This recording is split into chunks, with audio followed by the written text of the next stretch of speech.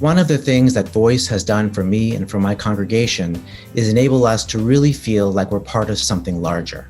During the pandemic, Voice has been this incredible source of hope. And I love it that it's interfaith and that we're all part of it. We're all included, we're all welcomed.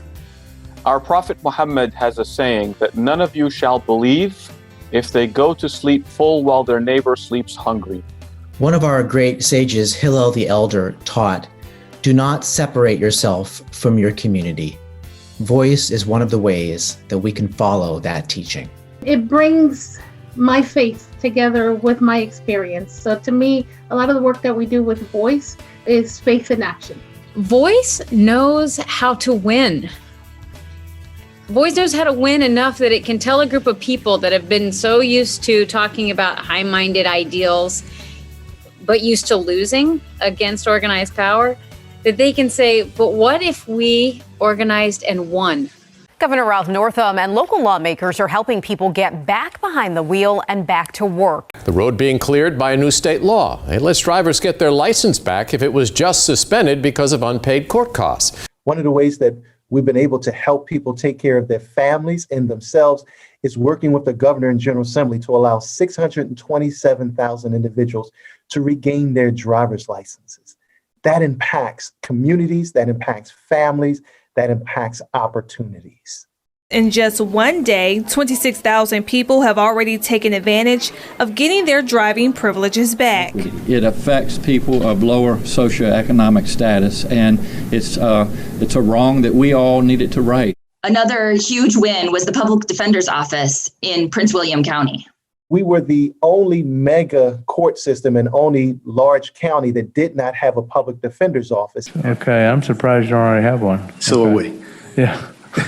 And we were able to make that change where the governor and the legislators voted to bring about criminal justice equity. That's changing the lives for untold thousands of people and their families. The Washington Post and the new chief public defender said this office only exists because Voice worked with the people. Back with a news story at 5, a housing crisis within a health crisis.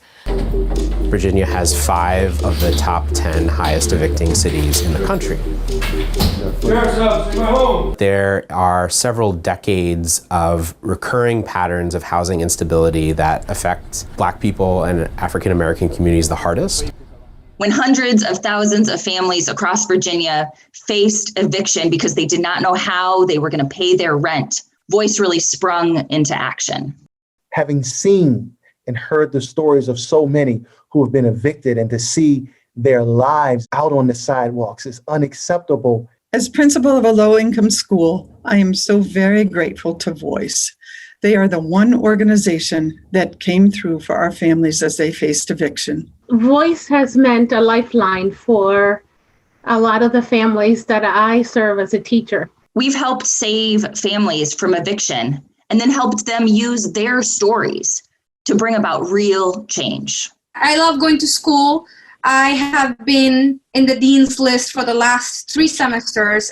A lot of the people working or who have the power to help us don't understand how scary it can be to be in a position where you're like, oh, I can be on the street next week. They took my story, the story of possibly being evicted, and showed me how I could use my story by talking to the governor, break one of the links in the chain of systemic racism in Virginia, and extend this rent moratorium. Virginia is now on the cusp of becoming one of only a handful of states that have a moratorium that is more comprehensive than what the Center for Disease Control recommends. This was far from assured just a little while ago because we faced one of the most powerful entities in the state of Virginia in the landlord lobby.